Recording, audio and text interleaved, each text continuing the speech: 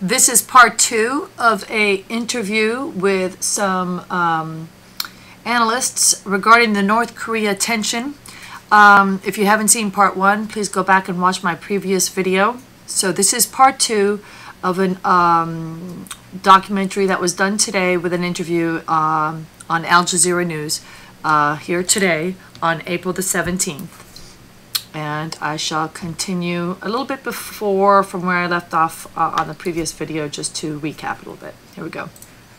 So far this year, North Korea has fired at least 7 missiles. In January, Kim Jong-Un said North Korea was in the final stage of preparing to test launch an intercontinental ballistic missile during his New Year address. The following month, it test-fired a new type of surface-to-surface medium-range ballistic missile in the western province of North Pyongan. In March, North Korea launched 4 ballistic missiles. They are believed to be an exercise targeting US military bases in Japan. And the most recent test happened on April the 5th, when North Korea fired a missile into the sea off its eastern coast.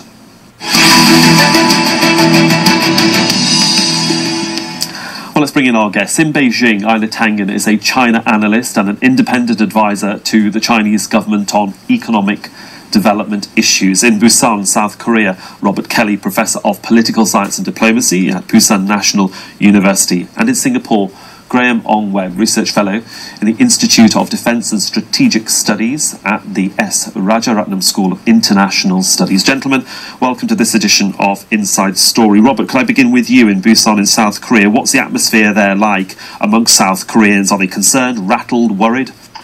This is a little bit scarier than past war crises. These happen every few years. I still don't think that South Koreans take it as seriously as the international media does. The American media particularly seems to take these very seriously when they occur. The South Koreans have been living under the North Korean gun now for 60 years, so I don't think they get rattled by this much anymore.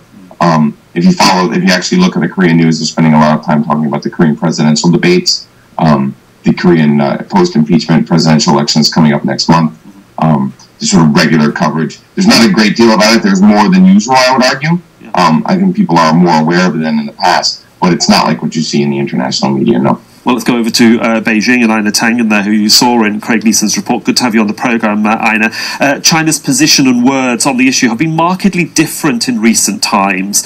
What does this really tell us about sort of China's position towards North Korea? Is it shifting? Well, obviously there are some new flies in the ointment, and Donald Trump is one of them. You have two very unpredictable people, and Beijing is sitting on the sidelines hoping that they will come to something reasonable.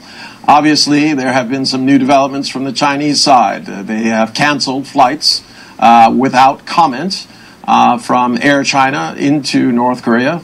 They have issued a statement saying quite plainly, we do not have any treaty obligation to come to the aid of a North Korea seeking to become a nuclear power.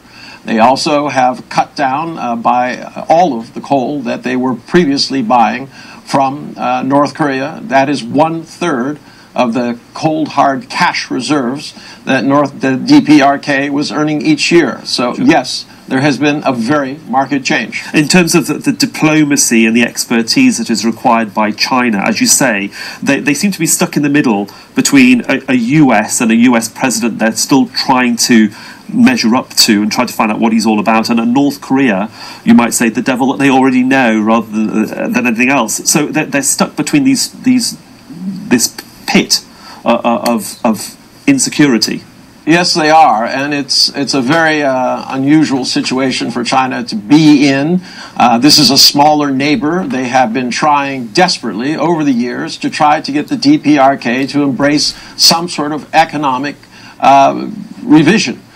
Quite frankly, they've been pointing to their own system. They have offered aid. They have built railway stations, all sorts of economic zones, and yet they remain empty. In fact, those who perilously get close to the Chinese government end up sometimes at the other end of an anti-aircraft gun. So very, very difficult to read.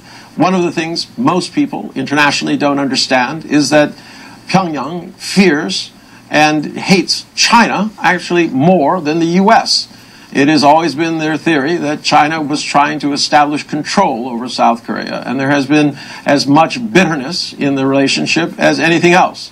For instance, Xi Jinping has not yet met the leader of the DPRK since he came to power, despite having met 3 times with the South Korean president, who is now, unfortunately, looks like going off to jail.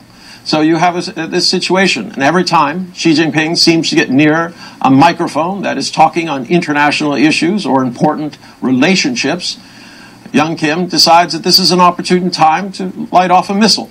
Okay, let's move over to Graham on web. We'll talk about the military aspect of what's going on in that region in a moment, but it comes after, Graham, the US's intent, you might say, in terms of what we've seen recently in Syria and in Afghanistan just a few days ago, in terms of bombings and missile launches. So one wonders what sort of message the United States is sending just in those launches rather than the flotilla of military naval vessels that are on their way to the area. I think the gist of the message coming from the Americans right now is that they are not bluffing. As to whether they are bluffing, the next few days will give us that answer.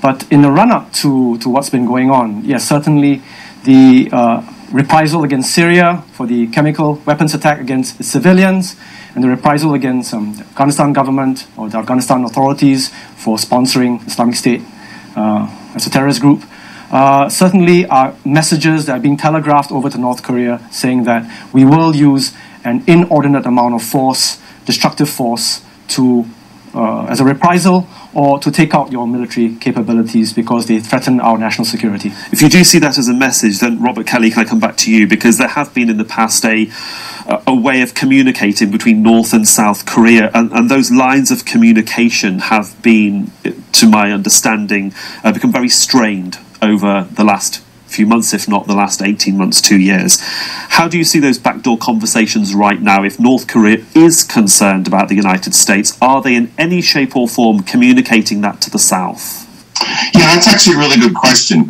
Under there were 2 liberal presidents in South Korea from 1997 to 2008, and there was actually a great deal of communication then. Under the succeeding 2 conservative presidents, a lot of that has been eliminated. There is sort of a great deal of sort of rumor out there that there are backdoor channels between North and South, but there's no sort of overt conversation at this point. I mean, there is sort of on technical issues at the DMZ zone, but there's no sort of open conversation. I mean, if there was, it would be huge news in South Korea. Right? There's also sort of hints that the North Koreans sort of talk to South Korea through the United States at the United Nations and stuff like that. But again, there's sort of like nothing really that's sort of like well established above board, sort of track 1. If anything, it's sort of track 2 going through maybe sort of like a third-party embassy that is both in Seoul and Pyongyang. I mean, you alluded to it at the beginning of your conversation. Ina Tangen has also mentioned it. I mean, Seoul has had its own domestic worries, the whole issue over the presidential's impeachment. How much has Seoul taken its eye off the ball when it comes to dealing with North Korea, dealing with its missile launches, dealing with its rhetoric that comes from Pyongyang?